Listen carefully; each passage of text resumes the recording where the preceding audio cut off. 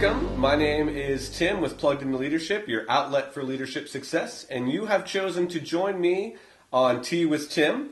I am excited to have the guys from Act Solutions welcome, and I will let them kind of give some more detail about what Act Solutions is. This is Terry and Charles. Thank you so much for joining me on the show this morning. So would you just help us understand what Act Solutions is and maybe who you serve?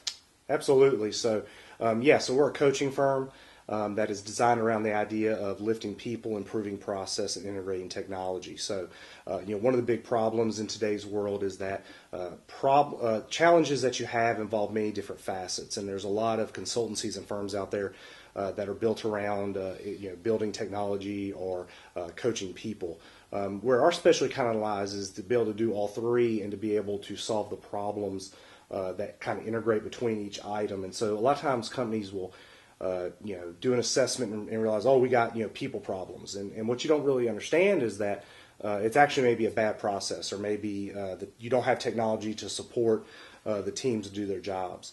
And that's kind of our idea, is to come in and help identify those pieces and help you make some improvements. And whether it's more profit in the marketplace or more influence on the nonprofit side, that's our goal.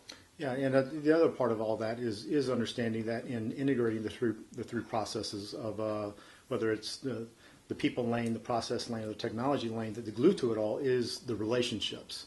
That trust is the currency of getting things done. And if there's weak trust, then it makes it hard. You can have great processes, but if your people and your relationships, if there's dysfunction, if it's sort of jacked up and it's not healthy, it just makes work the grind. And so lifting people is based on the aspect of how can we create not just strong relationships, but how can we create a work environment that's engaging, where people love coming to work, they love what they're doing, they feel like they're part of a team, but they're part of something that's actually bigger than the task that they're doing, and that and understanding that when you feel like you're engaged and you're valued for who you are and what you do, it creates an environment where you can really maximize creativity and innovation, which then leads to extraordinary results. That's amazing. That's awesome. And to add to that too, one thing that's important is I think a lot of people don't really understand how important coaching really is. So I think as they're looking at us, they may be, it's just another consultancy. But I think think about it like an NFL team, right? If you're a quarterback, you have a quarterback coach, you've got a strength and conditioning coach, you've got an offensive coordinator, you've got a head coach, right?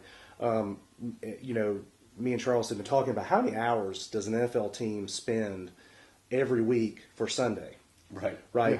And if you think about it, there are thousands of organizations around this country that are so afraid to spend dollars to get that help. When you look at professional sports organizations, could you imagine even doing without it? Yeah. Right? And so the idea is that instead of just coming in and doing assessments and giving documents that you frankly don't have the ability to implement, we want to walk with you and help you uncover those things, right, so that instead of going out and trying to hire people that may or may not work, we come in really cheaper than a full-time employee a lot of times, and then give you a lot more value and grow you to where you need to be.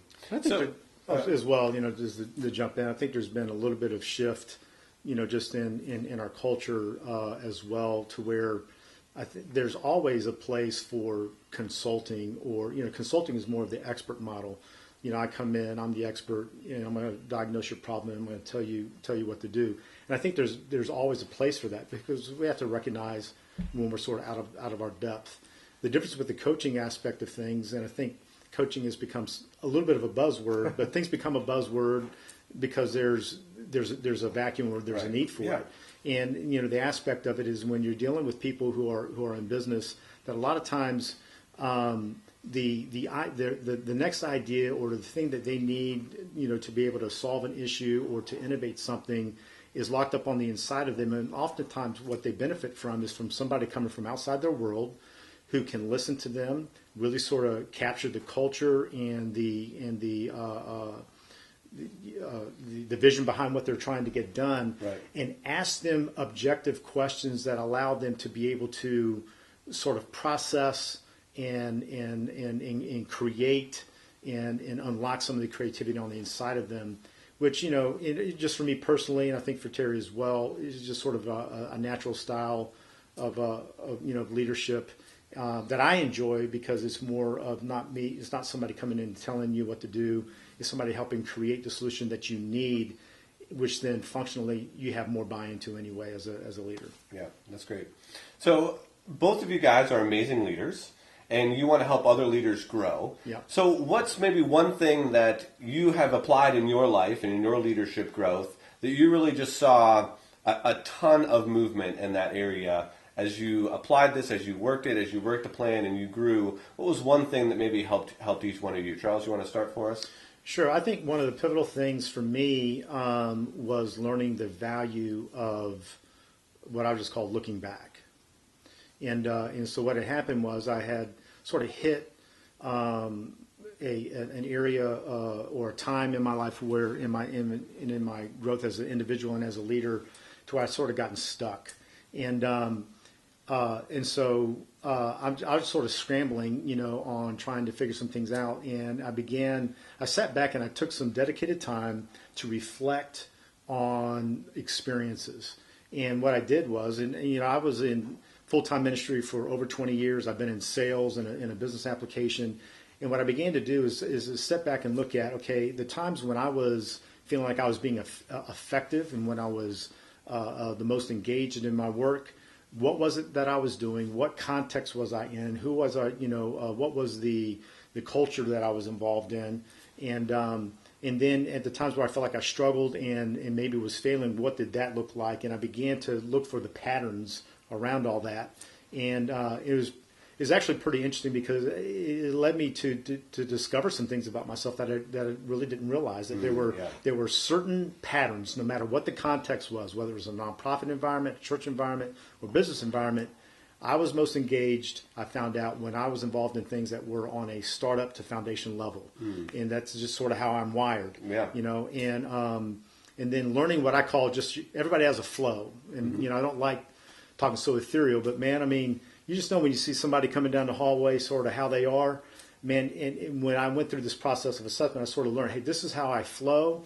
And instead of working against that, just sort of run with that. And that increased my effectiveness, in being able to really know myself. That's awesome. Terry, how about you? What was one thing that really helped you? Yeah, I would probably say the realization that I came to understand that everybody is a leader. I think as I was growing up in leadership at a younger age, I was kind of thinking of only like managers, pastors, people like that. But then I can't remember where, and I actually think I may have got this from you several years ago, where we went through a book, and I think it was Everybody Was a Leader, and a light bulb kind of went off. Not because I wasn't a leader, but I think it was because I started getting emotionally kind of attached to other people and trying to think through how can I help them become a leader, right? The problem was they already were a leader, and so it kind of pivoted the way I looked at things. Because there isn't this switch where you're not a leader and you are a leader. It really comes down to how are you influencing. So in the world today, we have a lot of bad leaders. And that's not necessarily a bad thing. It's good to realize, kind of like what Charles said about assessing and looking back. Your organization probably has a lot of people with a lot of good hearts and a lot of desire to do well, but they don't understand the responsibility they have as a leader. And once you begin to understand you are a leader, you begin to pivot. And so what's funny is my daughter hates me. She's at 13, and she hates everybody then. No. Well, pretty much. But what ends up happening is that we'll come from school and there's this conflict, and I kind of approach it as if I'm like coaching her, and I kind of feel a little bad about that sometimes. But I say, "Look, you're a leader. Yeah. What do you mean?" And so here I am coaching my 13-year-old daughter. But I think it kind of goes back to that idea of, well, I'd rather coach her now versus waiting until she's like 25 and not making good decisions in understanding that type of thing. So once you understand that everybody's a leader, I think you can respect people better. But then even if you have somebody that's like a clerk or a receptionist making $15 an hour, that individual can have such an impact on your organization, right? And it'll actually make them feel better. And getting back to trust and getting more value out of the job they're doing. I've worked a lot of jobs that paid a lot of money and felt completely useless and empty at the end of it. So the pivot now is to bring value and help everybody grow as a leader, not become one. They already are one. That's awesome. Grow one. I think all of us also, I think this is fundamental, is you got to invite other people into your world. And it takes, and I think when I was younger, I was so insecure, feeling like I needed to establish my identity, be able to mark out my territory. I needed to make sure people knew that, hey, I could get things done. And so you feel like you have to have this sort of go it alone kind of mentality, which is sort of, I think, integrated into our culture, as Americans, man, rugged independence and all that. And I think you don't have to live very long, to realize that if you're going to go that route, you're going to limit yourself. Right.